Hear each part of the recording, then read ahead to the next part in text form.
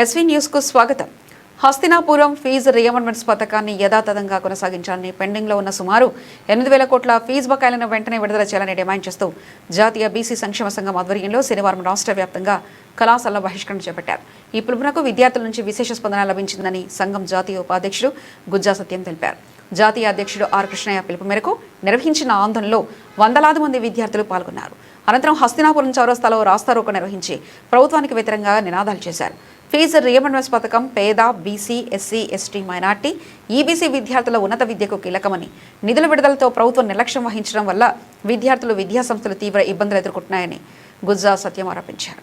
Pending బకాయిల విడుదలపై ప్రభుత్వం స్పష్టమైన హామీ ఇవ్వకపోతే ఉద్యమాన్ని మరింత ఉధృతం చేస్తామని హెచ్చరించారు. విద్యార్థుల భవిష్యత్తును దృష్టిలో పెట్టుకుని సమస్యను వెంటనే పరిష్కరించాలని ప్రభుత్వాన్ని కోరారు. ఈ కార్యక్రమంలో జాతీయ బీసీ సంక్షేమ సంఘం రాష్ట్ర వర్కింగ్ ప్రెసిడెంట్ నీలం వెంకటేష్, బీసీ సంక్షేమ సంఘం రాష్ట్ర యూత్ అధ్యక్షుడు పగిల సతీష్ తదితరులు పాల్గొన్నారు.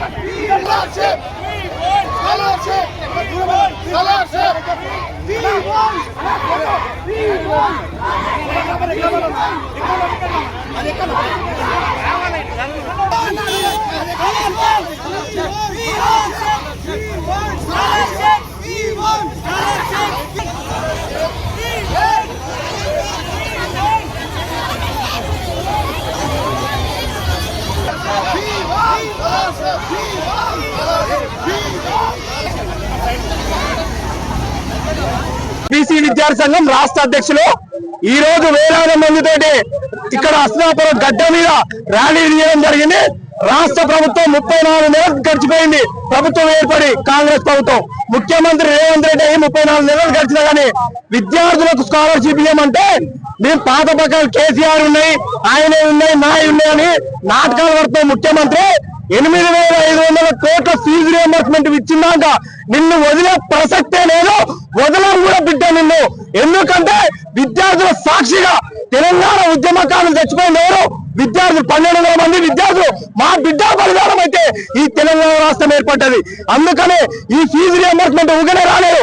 ఆ రోజు టైగర్ ఆర్ కృష్ణ గారు 5 రోజుల ఆమరణ నిరాహార దీక్ష చేస్తే రాజశేఖర రెడ్డి గారు, స్వర్గీయ రాజశేఖర రెడ్డి గారు, మీ కాంగ్రెస్ పార్టీ ముఖ్యమంత్రి గారే ఈ రోజు ఉంటే ఆయన ప్రధానమంత్రి అవుతుందేమో కానీ ఆయన ఆయనకు ఆ రోజు ముఖ్యమంత్రి ఉన్నప్పుడు కృష్ణ దీక్ష చేస్తే కృష్ణన్న గారు దీక్ష చేసిరు.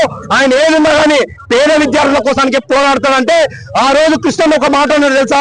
బీసీ, ఎస్సీ, ఎస్టీలకే కాదు అగ్రకులాలలో రెడ్లకు, వెలుమలకు బాపనోళ్లకు అందరికీ ఈబీసీలకు స్కాలర్షిప్ పెట్టించిన ఏకైక గొప్ప నాయకుడు బీసీ నాయకుడు టైగర్ ఆర్ కృష్ణ గారు. రాజశేఖర రెడ్డి గారు పరిచయమైన ఏందా మా గురించి కూడా నువ్వే కొట్లాడతావని ఒక నవ్వు నవ్వి ఎమ్మటే స్కాలర్షిప్ ఇస్తామని ఆ రోజు రాజశేఖర రెడ్డి గారు చెప్పారు.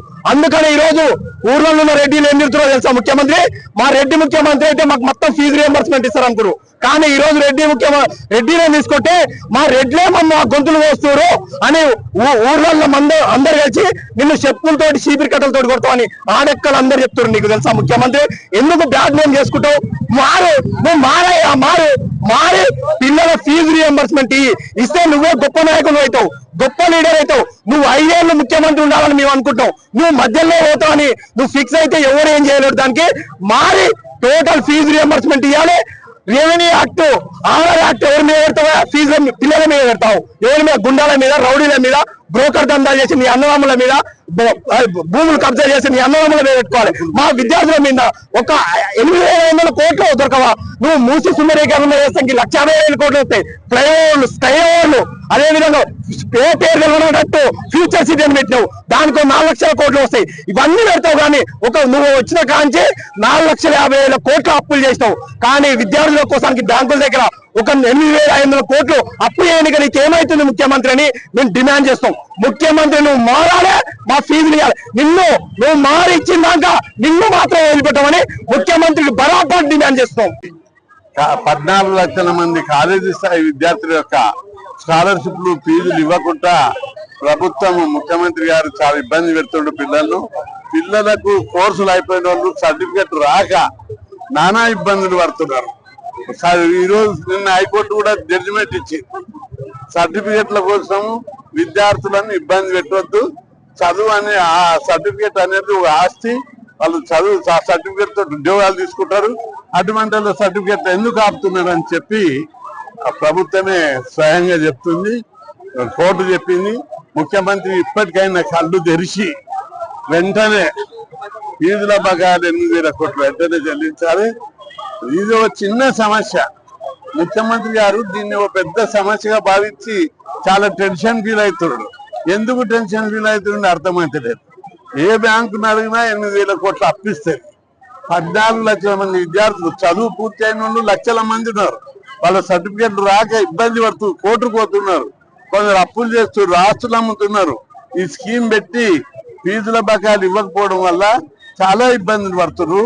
ముఖ్యమంత్రి విపరీతంగా ఆయనకు అర్థమైతే లేదు.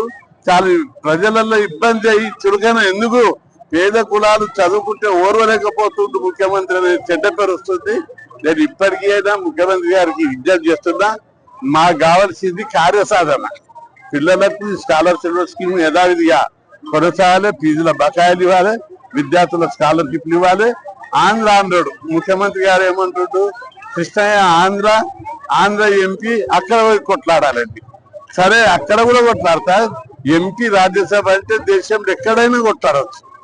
తెలంగాణలో పుట్టిన తెలంగాణ బిడ్డను, కానీ నేను మాది కర్ణాటకకు పోయి కొట్లాడుతున్నా, మధ్యప్రదేశ్ పోయి కొట్లాడుతున్నా, ఆంధ్రకు పోయి కొట్లాడుతున్నా. అక్కడ ప్రభుత్వాలు అంటలేవు కృష్ణయ్య తెలంగాణలో పుట్టిండు, ఇక్కడ కొట్లాడుతాడు అంటలేడు. వాళ్ళందరూ తమ బిడ్డగా మా కోసం వచ్చిన తెలుగు బిడ్డ అని చెప్పి ఆహ్వానించి నెత్తి మీద ఎత్తుకొని తిరుగుతున్నారు వాళ్ళు.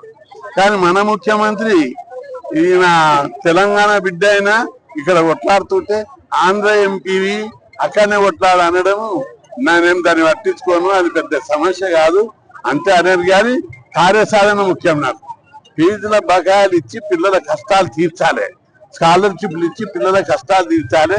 అందుకోసం వెంటనే ముఖ్యమంత్రి గారు స్పందించాలి. ఇది ఒక పెద్ద సమస్య కాదు.